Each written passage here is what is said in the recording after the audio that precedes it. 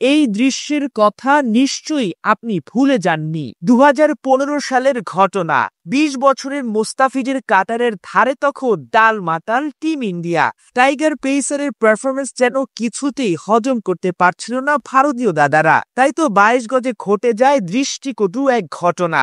কনুই দিয়ে ফিসকে ধাক্কা দেওয়ার মতো অভিযোগ উঠে 34 বছর বয়সী মহেন্দ্র সিং ধোনির উপর। সেই ঘটনার বেশ কয়েক বছর পর আবারও একই ধরনের দৃশ্য দেখা গেল মেলবোর্নে। এবার বিরাট কোহলির রোশানলে পড়লেন 19 বছরের স্যাম কনস্টাস। ক্রিকেট বিশ্বে সমালোচনায় ভারতীয় তারকা।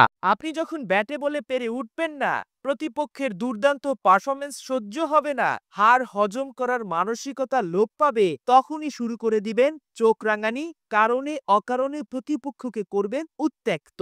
বর্তমান ক্রিকেট বিশ্বে এ যেন ভারতীয়দের নিত্যদিনের অভ্যাস হয়ে দাঁড়িয়েছে। এই যেমন অস্ট্রেলিয়ার বিপক্ষে অ্যাডিলেড টেস্টে অযথা ট্রাভিস হেডের সঙ্গে বিবাদে জড়ান মোহাম্মদ সিরাজ, যা নিয়ে স্বয়ং ভারতীয়রাই তুমুল সমালোচনা করে। একই সাথে শাস্তির মুখে পড়েন সিরাজ। সেই ঘটনার রেশ কাটতে না কাটতে এবার বিরাট কোহলি ঘটালেন বিরাট এক কাণ্ড। মেলবোর্ন টেস্টের প্রথম দিন ইচ্ছাকৃতভাবে অজি ওপেনার স্যাম কনস্টান্সের কাঁধে ধাক্কা মারেন কোহলি।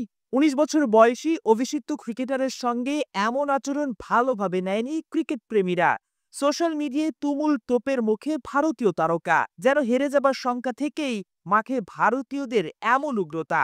22 গজে ব্যাটে বলে না পারলেই ধোনি, সিরাজ, বিরাটরা হয়ে উঠেন আগ্রাসী। হেরে যাওয়া বা হার মেনে নেওয়ার মতো বিষয় যেন হজমই হয় না তাদের। অবশ্য এসব উগ্রতার পেছনে একটা কারণ হতে পারে, যখনই কোনো টুর্নামেন্টে পয়েন্ট টেবিলের হিসেব নিকেশ থাকে কিংবা কঠিন সমীকরণের সামনে দাঁড়িয়ে থাকে ভারত, তখনই তাদের আচরণ বদলে যায়।